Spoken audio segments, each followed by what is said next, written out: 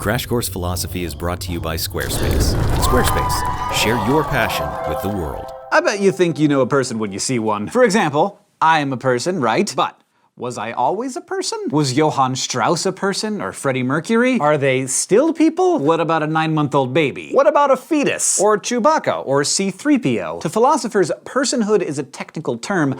Person doesn't equal human. Human is a biological term. You're human if you have human DNA, that's it. But person is a moral term. For a philosopher, persons are beings who are part of our moral community. They deserve moral consideration. This distinction is really useful, but it kind of complicates things because there might be non-humans that we think deserve moral consideration, and there might be some humans who don't. But the determination of who's a person and who's not is tricky, and the slipperiness of what constitutes a person is at the core of almost every major social debate issue you can think of. Abortion, animal rights, the death penalty, euthanasia. Whether your passion is human rights or robots, science or sociology, you have to get to the bottom of personhood.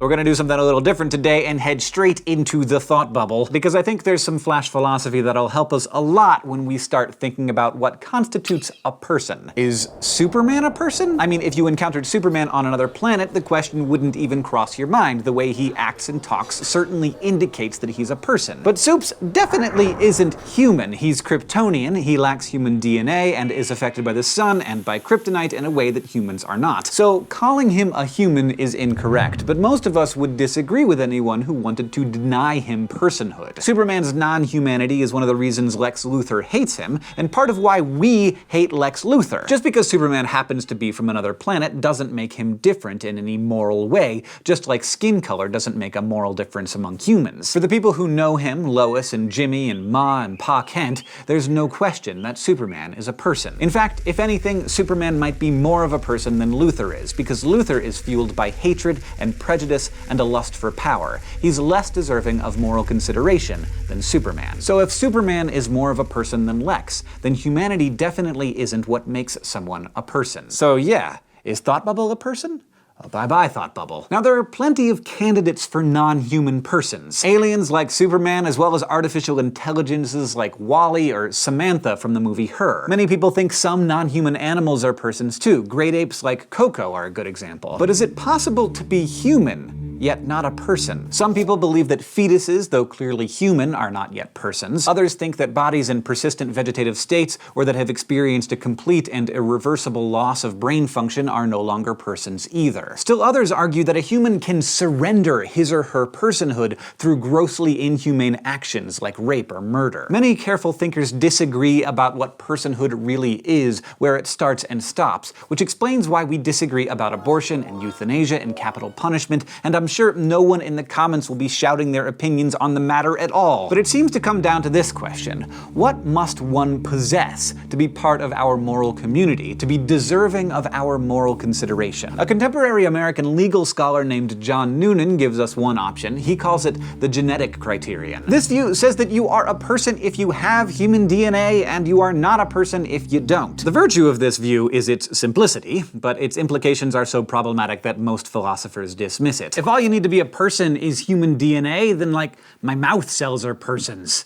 And so are corpses. None of our favorite androids or aliens like Superman meet the genetic criterion, even though they seem more like persons than like, some of my cells. But American philosopher Mary Ann Warren offers 5 more specific criteria that she believes together constitute personhood: consciousness, reasoning, self-motivated activity, capacity to communicate, and self-awareness. These 5 factors are known as the cognitive criteria for personhood. Warren argues that some humans just aren't persons, either not yet or not anymore. In her view, if a being is incapable of communicating, isn't aware of itself as a self, can't think or move around on its own, or isn't conscious, then she says that's not a being that we can call a person, even if it happens to have human DNA. Now, you might have noticed that Warren's criteria definitely rules out fetuses, but it also kind of rules out young children. Kids don't become self-aware until at least 18 months. So Noonan's criterion seems to allow some obvious non-persons into its definition, like the cells in my spit, but Warren's criteria criteria may kick out of the Personhood Club some beings that to you are clearly people. Then maybe you'd find the social criterion more palatable. This view says that you're a person whenever society recognizes you as a person, or whenever someone cares about you. This one seems pretty intuitive. It says that you matter morally when you matter to someone. It allows for society's understanding of a person to change over time, which seems good when we're thinking about something like expanding rights to protect primates, for example. However, if you think carefully about this view, it also means that if no one happens to care for a particular being, that being simply isn't a person. It would mean that fully rational, healthy, functioning adult humans might not have personhood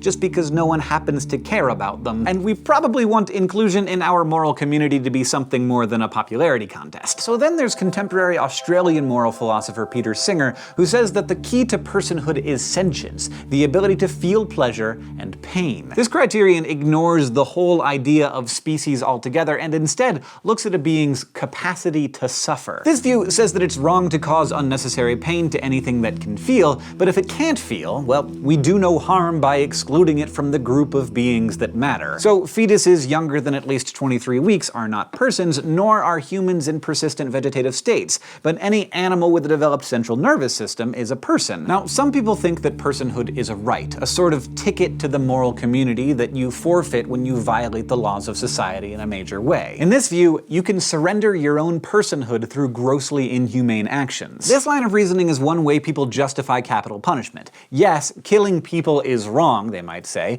but if a criminal has surrendered their personhood through their actions, then they're no longer a person anymore, so we as members of the state would think ourselves justified in killing them. Now, so far we've been talking about personhood like it's a toggle switch. You have it or you don't. But a more nuanced option is the gradient theory of personhood, which says it's not all or nothing. It's more like a dimmer switch. So personhood comes in degrees, and you can have more or less of it. So in this view, a fetus would grow slowly in personhood throughout pregnancy as cognition develops. So a 26-week-old fetus would have less personhood than a 34-week-old fetus, which would have less personhood than a newborn baby, who would have less personhood than a toddler. And likewise, personhood can be lost as gradually as it can be gained. A lot of people think this is a reasonable way to look at the issue. For instance, you might think a fetus has some degree of personhood and so deserves moral consideration, but when the fetus is compared with its mother, a being with far more personhood by this logic, then the interests of the being with more personhood gets more weight. So this doesn't deny the personhood of either being, but it allows that some beings have more personhood than others. This stuff is hard to talk about, but that's why we're talking about it, because it merits your attention. Not only does it matter now, as we're studying the concept of personhood for its own sake, but the answers you give to these questions are going to be important later when we're studying ethics. So give it a good long think and try to figure out what you believe constitutes personhood. As you consider the factors that you think are most important, be careful how you cast your net. Make sure you include everyone you think should be included and exclude those you think should be excluded. It's harder than you might think. Good luck. Today, we talked about personhood.